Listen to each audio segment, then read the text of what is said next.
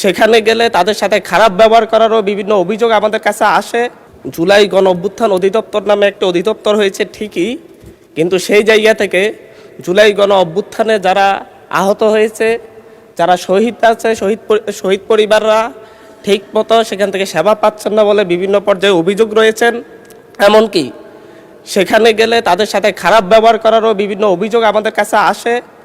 যেহেতু আমরা জুলাই গণ অভ্যুত্থানের নেতৃত্ব থেকে উঠে এসেছি, সেই জায়গা থেকে আমরা এই ব্যাপারে আমাদের মাননীয় মন্ত্রীর কোনো পদক্ষেপ আছে কিনা, এবং জুলাই অধিদপ্তর অনেক ক্ষেত্রেই বলে তাদেরকে বাজেট প্রদান করা হয় না, অনেক ক্ষেত্রেই তাদের কাছে গেলেই বলে তাদের কাছে বাজেট নেই।